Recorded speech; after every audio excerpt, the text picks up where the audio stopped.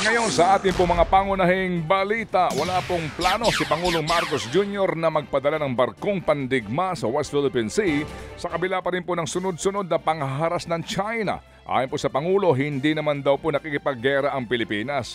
Ngayon daw po ay pangunahing layunin po ng ating pamahalaan na pahupain ang tensyon sa rehiyon, kaya hindi na po daw kinakailangan pang magtalaga ng mga Navy warship.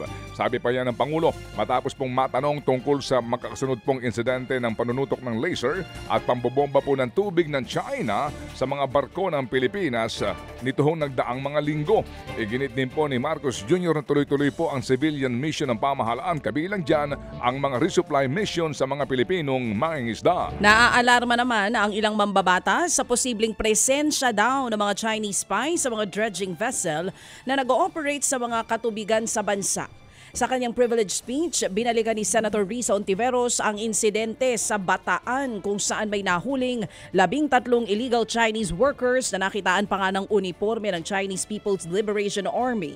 Ayon sa senadora, lehitimong banta sa seguridad ng bansa ang espionage. Lalo't nakokompromiso ang ating seguridad sa pagpasok ng mga dayuhang espiya.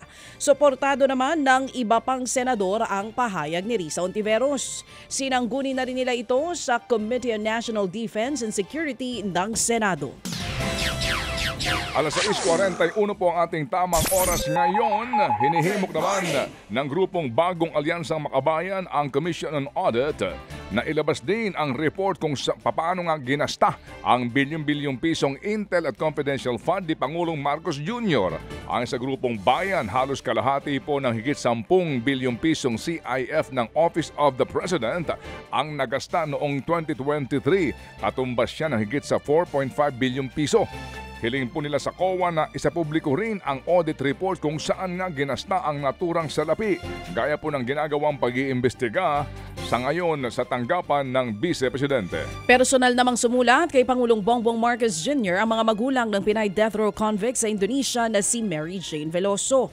Para nga hilingin sa Pangulo na bigyan ng clemency si Mary Jane para tuluyan ng makalaya pag-uwi ng bansa.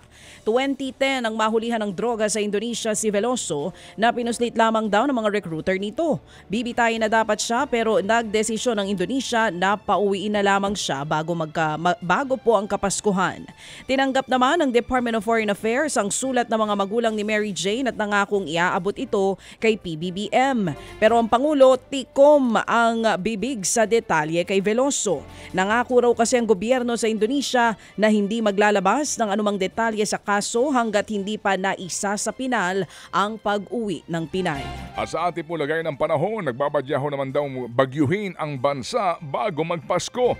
Sa sinasabi pong report ng Pag-asa, posibleng mabuo ang bagyo sa Philippine Area of Responsibility simula December 16 hanggang December 22. Posibleng tahakin daw po ang Kabisayaan at maging Southern Luzon. Kapag nagkataon, apektado po ang mga lugar na nasa paligid ng Bulkang Kanlaon sa Negros Island. Nandyan din po ang banta ng lahar, lalo na kung magiging malakas ang ulan. Patuloy namang maghahatid ng mga pag-ulan sa ilang bahagi po ng bansa ang Northeast Monsoon o hanging amihan, pati rin ang shear line at intertropical convergence zone.